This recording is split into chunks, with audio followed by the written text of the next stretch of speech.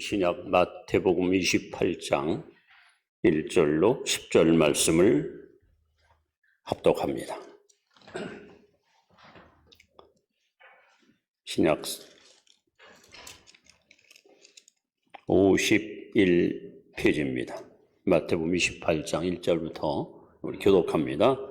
안식일이 다 지나고 안식 후 첫날이 되려는 새벽에 막달라 마리아와 다른 마리아가 무덤을 보려고 갔더니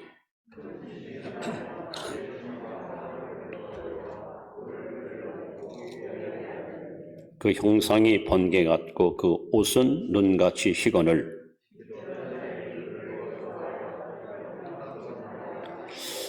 천사가 여자들에게 말하여 이르되 너희는 무서워하지 말라. 십자가에 못 박히신 예수를 너희가 찾는 줄을 내가 아노라.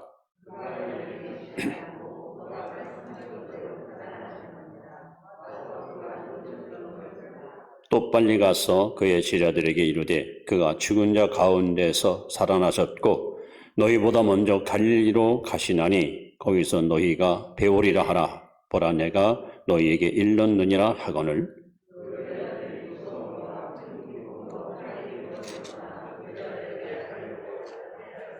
예수께서 그들을 만나 이르시되 평안하냐 하시거늘 여자들이 나아가 그 바라를 붙잡고 경배하니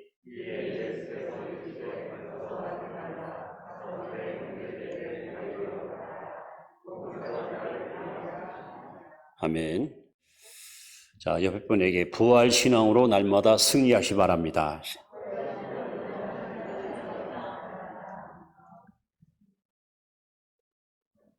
예수님이 금요일 날 십자가에 못 박여 돌아가신 후에 이제 이튿날 바로 안식일입니다. 유대인의. 그리고 안식 후 첫날이 우리로 말하면 주일입니다. 갈릴리로부터 예수님을 따라왔던 일단의 여자들이 예수님이 너무도 비참하게 십자가 죽으시는 것을 눈으로 목격합니다. 제일 안타까운 것은 온몸에 유리 낭자한데 제대로 시체를 수습하지 않고 그대로 장례에 치렀기 때문에 그것이 참 마음이 아팠습니다. 그래서 안식 후 첫날 이른 아침 여기 막달라 마리아, 또 야고보 어머니 마리아, 그리고 살로메 이 세 여인이 향품을 가지고 예수님의 시신을 가서 좀 닦아주려고 무덤가를 찾아갑니다. 근데 걱정이 생겼습니다. 이 돌무덤, 큰 돌로 무덤 어귀를 이렇게 가로막았는데 이건 보통 남자 10사람이 옮길 만큼 굉장히 큰 돌입니다. 과연 이 돌을 어찌할꼬 이런 걱정과 우려를 가지고 무덤가를 찾아갔는데 놀라운 사건이 눈앞에 전개됩니다. 일단 큰 돌이 굴려져서 무덤 문이 활짝 열려 있고 파수하던 병사들이 막 너무 놀라가지고 벌벌벌 떨고 있고 그리고 한 천사가 그 무덤에 앉아서 이 여인들에게 예수님의 부활의 소식을 기쁨으로 증거하는 이런 획기적인 사건을 여자들이 목격하게 됩니다. 그런데 이 천사가 여자들에게 첫 번째 증거했던 그 메시지, 예수님께서 말씀하기를 내가 먼저 갈릴리로 갈 테니 거기서 나를 보리라. 저는 이 말씀이 굉장히 좀 의심스러웠습니다. 아니 부활하신 예수님이 왜 하필이면 갈릴리에서 제자들을 만나자고 이렇게 말씀했을까? 나름대로 많은 생각해 봤습니다. 제일 먼저 나사렛으로 가야 되지 않은 거 아니에요? 거기 지금 육신 어머니 마리아가 살고 계시고 자기 또 동생들이 있고 자매들이 있고 친척, 친구가 있는데 자신의 살아난 모습을 가서 보여주면 가족들이 불안과 두려움에서 벗어나서 예수님의 부활을 얼마나 기뻐할 텐데 왜 고향을 찾지 않았을까? 또 예루살렘에 나타나셔서 봐라 너희들이 나를 불법자를 통해서 십자가 죽였지만 내가 죽은 지 사흘 만에 부활했다 하고 부활을 보여주시면 훨씬 더 이 부활의 의미가 크지 않았을까? 더군다나 예루살렘 성 안에는 악성 루머가 서서히 이게 퍼지기 시작합니다. 예수님은 죽은 것이 아니라 졸도했다. 졸도설. 예수님은 제자들이 도둑질했다. 시체를 훔쳐갔다. 도둑설. 제자들이 너무 주님을 사모하다 보니까 아마 환상을 본 모양이다. 부활은 없다. 환상설. 이런 소문이 퍼져요. 그럴 때 예수님이 탁 나타나서 나는 부활이요 생명이니 하고 당신의 현상을 보여주면 많은 사람들이 그 부활하신 주님 앞에 무릎 꿇고 그분을 경배할 것 아닙니까? 근데 예수님은 고향도 아니고 예루살렘도 아니고 굳이 갈릴리에서 제자들을 만나겠다 이렇게 말씀한 거예요. 그래서 왜 그랬을까? 도대체 예수님이 갈릴리에서 제자들을 만나고 싶어 했던 이유가 뭘까? 나름대로 말씀을 묵상하고 상고하는 가운데 이와 같은 사실을 제가 발견하게 되었습니다. 첫 번째, 갈릴리에서 만나자는 것은 초심으로 돌아가게 하려고. 초심. 여러분, 초심이라는 말 많이 들어보셨죠? 자, 마태복음 4장을 보시면 제가 읽어드릴게요. 14절부터 이렇게 써 있습니다. 이는 선지자 이사야를 통하여 하신 말씀을 이루려 하심이라. 일러스되 스불론 땅과 납달리 땅과 요단강 저편 해변길과 이방의 갈릴리여, 흑암에 앉은 백성이 큰 빛을 보았고 사망의 땅과 그늘에 앉은 자들에게 빛이 빛이었도다 하였느니라. 이때부터 예수께서 비로소 전파하여 이르시되 회개하라, 천국이 가까이 왔느니라 하시더라. 이 갈릴리는 예수님이 처음으로 천국 복음을 선포했던 역사적인 현장입니다. 예수님이 이 땅에 오셔서 단 한 번도 제자들에게 어떤 일을 강요하거나 이거 안 하면 너 혼나 하고 윽박 지른 일이 없습니다. 언제나 당신이 본을 보이고 그 발자취를 따라오도록 그들을 교육시킨 분입니다. 예수님께서 바로 당신이 처음으로 천국 복음을 증거했던 갈릴리에 가서 그 초심으로 돌아가서 내가 본보기로 너희들에게 본을 보일 터이니 제자들아, 그럼 너희들도 나를 만났던 첫 장소인 갈릴리에 돌아와 초심을 다시 회복시키라고 하는 주님의 이 분명한 뜻이었기 때문에 갈릴리에서 그를 만나겠다고 말씀한 것입니다. 갈릴리는 그야말로 예수님께서는 아주 감개무량한 장소고 동시에 제자들에게도 평생 잊지 못할 감동이 묻어있는 은총의 장소입니다. 여러분, 성경을 우리가 보시면 이 갈릴리는 제자들이 예수 그리스도를 처음 만난 곳입니다. 처음 만난 것. 첫 만남의 장소. 예수님을 만남으로 말미암아 그들은 자신이 누구인지를 알게 됩니다. 베드로 같은 경우는 주여 나는 죄인입니다. 자신이 누구인지를 알아요. 그리고 나를 구원할 분은 바로 나사렛 예수 이분밖에 없음을 그들은 발견합니다. 그야말로 갈릴리는 예수님을 만나서 그들의 인생관이 바뀌고 역사관이 바뀌고 세계관이 바뀐 역사적인 현장입니다. 더 나아가 그들은 그곳에서 소명을 발견합니다. 소명. 이제까지는 고기 잡는 것을 업으로 삼고 평생 고기내 잡다가 인생 종치겠다고 생각했던 그들이 예수님을 만남을 통해서 내가 이 땅에 왜 태어났고 왜 살아야 되고 앞으로 평생 할 일이 무엇인가 자신의 소명을 깨닫고 발견한 장소가 바로 갈릴리입니다. 더 나아가서 이제까지는 고기를 잡아서 팔기도 하고 먹기도 하면서 생업에 종사하던 그들이 영혼을 낚는, 즉 사람의 생명을 구원시키는 복음의 증인으로서 예수님께로부터 사명을 부여받은 장소가 바로 갈릴리입니다. 그들은 주의 부름 앞에 항구할 수 없어서 성경에 써있죠. 배와 그물과 가족을 버리고 예수를 따르니라. 모든 것을 포기하고 모든 기득권을 내려놓고 그리고 주님의 제자로 부름받은 곳, 이것이 바로 갈릴리입니다. 여러분이 정상적인 신자라면 정말 예수님 만나서 구원받고 거듭나서 오늘 이 자리에 참여한 여러분이라면 여러분도 분명히 영적인 갈릴리가 있습니다. 내가 예수님 처음 만난 곳, 눈물을 펑펑 쏟아가며 사랑을 고백하고 나를 구원하신 그 은혜에 감사해서 나시의 모든 일생을 하나님께 바쳤던 헌신의 자리, 오늘 여러분의 갈릴리는 어디입니까? 이 자리입니까? 아니면 여러분이 살고 있는 여러분의 가정입니까? 혹 기도원입니까? 예수님께서 이렇게 부활하신 제 첫 번째 메시지가 갈릴리 거기서 나를 보리라.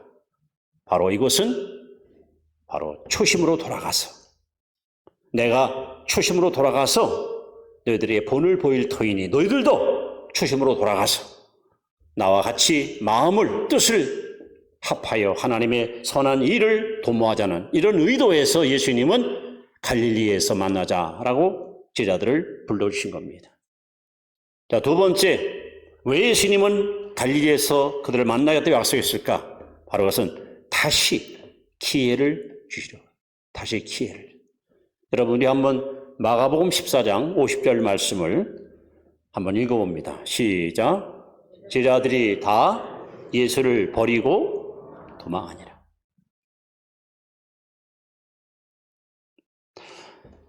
마가다락방에서 제자들이 예수님과 마지막 만찬을 나눕니다. 그리고 요한복음 13장부터 16장까지 다락방 후나 너무도 고귀한 메시지를 주님 입술을 통해서 선포됩니다. 그러다가 갑자기 예수님의 얼굴색이 이렇게 바뀝니다. 온통 근심과 수심이 예수님 얼굴이 이렇게 바뀝니다. 그러면서 이렇게 제자들에게 마치 한숨을 토하듯이 말씀합니다. 오늘 밤 너희들이 다 나를 버리리라. 그때 제일 먼저 베드로가 다 주를 버릴지라도 나는 주님과 함께 감옥에도 죽음에도 같이 가겠습니다. 근데 성경에 뭐라 써 있어? 다른 제자들도 다 이와 같이 말하더라.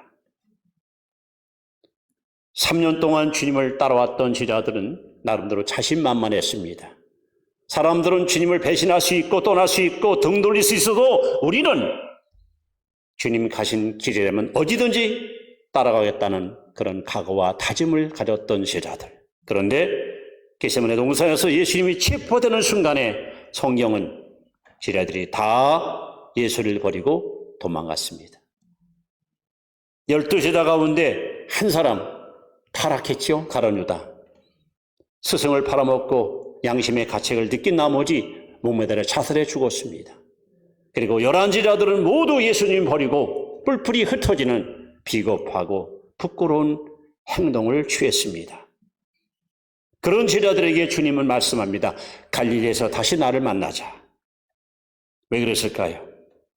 다시 기회를 주시려고. 비록 너희들이 나를 배신하고 나를 부인하고 나를 떠났지만 나는 결코 너희들을 포기하지 않겠다.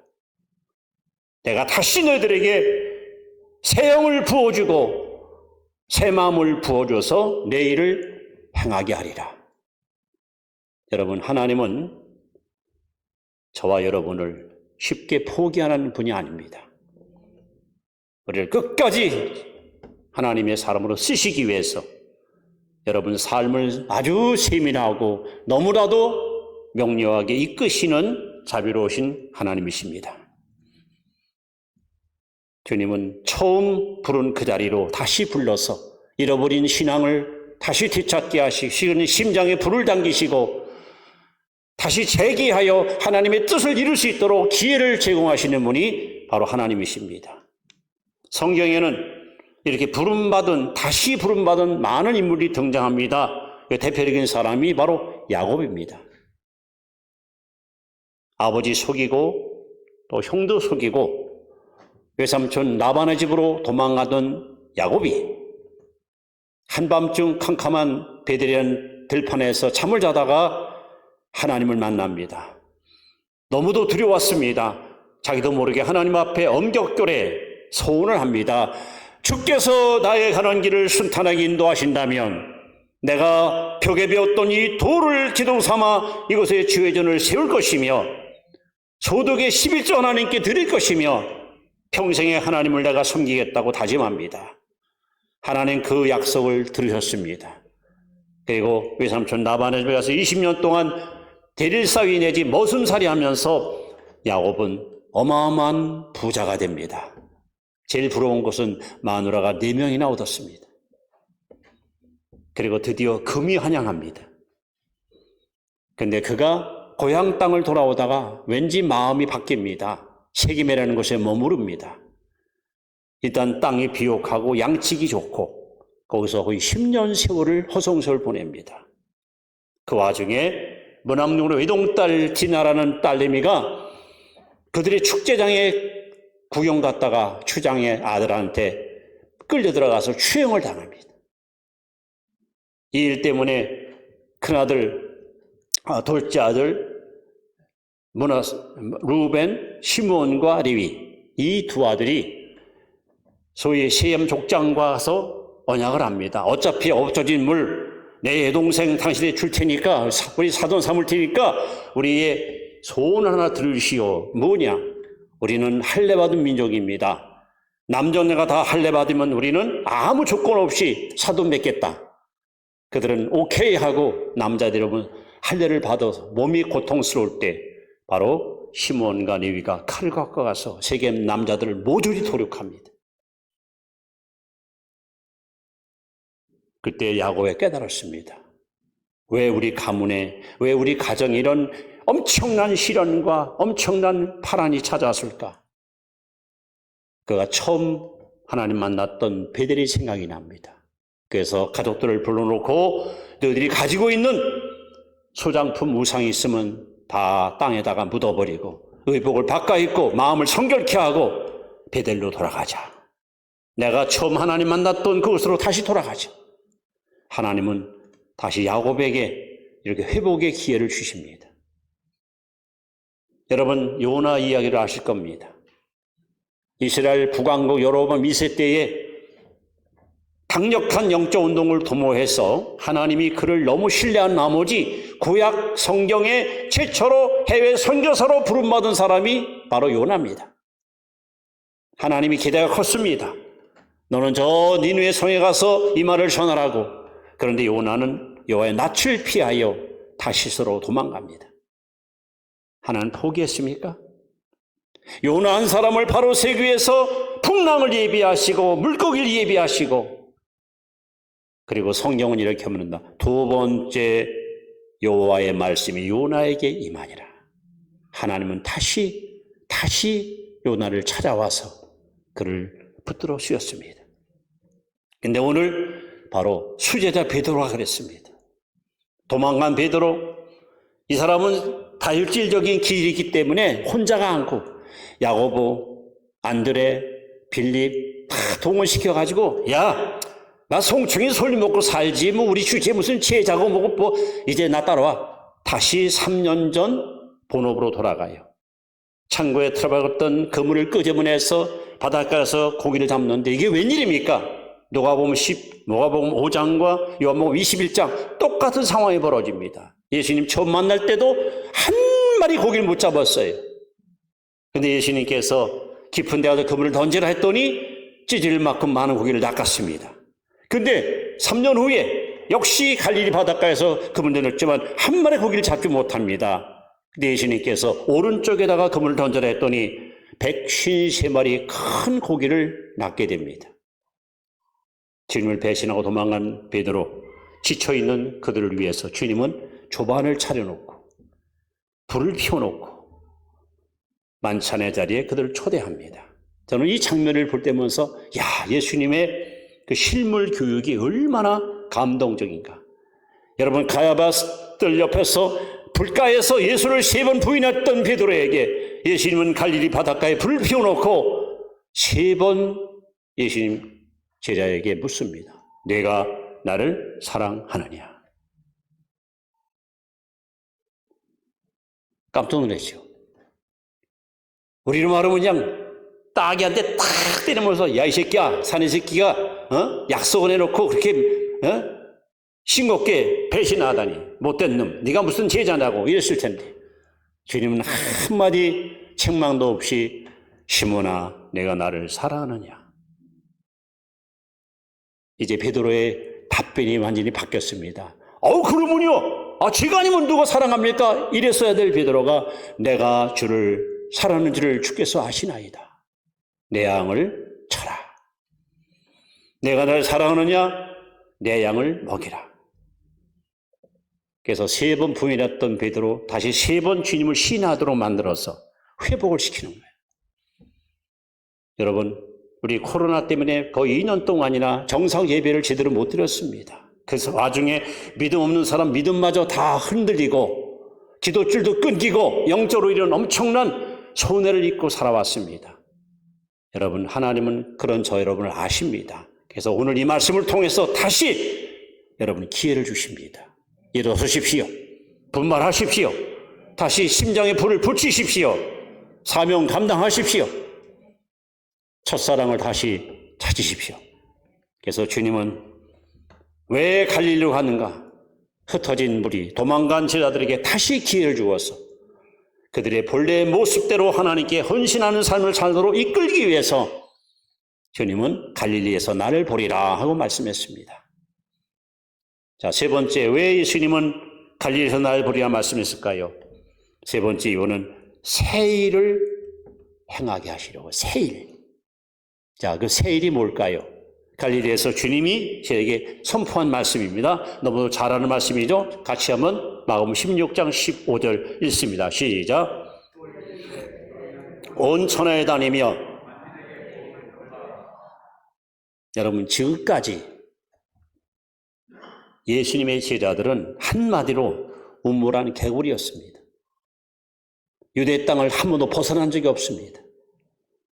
어떤 편협한 마음, 비좁은 생각, 어떤 스케일, 비전, 꿈도 별로 없었습니다. 그런 사람들에게 예수님은 뜻밖에도 너희는 온 천하에 다니며 만명의 복음을 전파하라고 명하십니다. 마태복음 28장 18절 20절에는 예수께서 일러와 가라사대 하늘과 땅의 모든 것을 내게 주었으니 가서 너희는 모든 족속으로 제자를 삼아 아버지와 아들과 성령의 이름으로 세례를 주고 내가 너에게 분단 모든 것을 가르쳐 지키게 하라. 볼지어다 내가 세상 끝날까지 너희와 항상 함께 있으리라. 주님께서요 소위 지상명령을 제자들에게 하달한 것이 갈릴리입니다. 이제는 너희 우물한 개구리가 아니야. 유대 땅에서 머물러 있지 마라. 이제는 동서남북 각 세상으로 퍼져나가 만민에게 복음을 증거하라고. 만민에게 십자가 부활을 증거하라고 새 일을 그들에게 명하신 것이 바로 이 갈릴리입니다. 그러면서 다소 불안해하고 걱정스러운 제자들에게 놀라운 약속을 말씀합니다. 누가복음 24장 49절에 너희는 위로부터 능력이 임할 때까지 이 성에 머물러라. 그리고 승천하기 직전 감람산에서 제자들에게 한 번 더 주님은 말씀합니다. 사도행 1장 4절 5절에 보시면 사도와 같이 모이사 저에게 분바여 가라사대 예루살렘을 떠나지 말고 내게 들은 바 아버지의 약속하신 것을 기다리라. 요한은 물로 세례를 베풀었으나 너희는 몇 날이 못되어 성령으로 세례를 받으리라.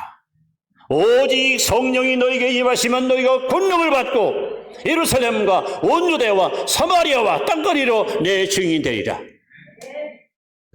이것이 갈릴리에서 주님이 하신 약속이 다시 한번 감람산에서 재차 약속하셨고 이 약속을 믿었던 제자들이 다락방에 모여서 열흘 동안 전혀 기도에 힘쓰다가 오순절날 성령의 불을 받아서 세상을 변화시키는 능력 있는 부활의 증인이 된 것입니다. 무력한, 무능한 제자들이 성령의 불을 받아 베드로의 설교 한마디가 3,000명을 구원시켰습니다. 5,000명을 구원시켰습니다. 능으로 힘으로 못합니다. 성령께서 하십니다.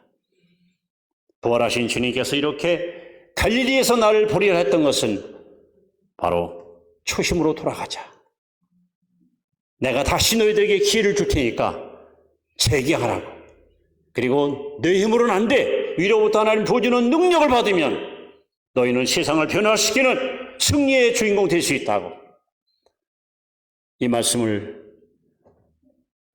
증거하고 준비하면서 기억나는 복음 성화가 있어서 함께 찬양을 한번 불러보려고 합니다.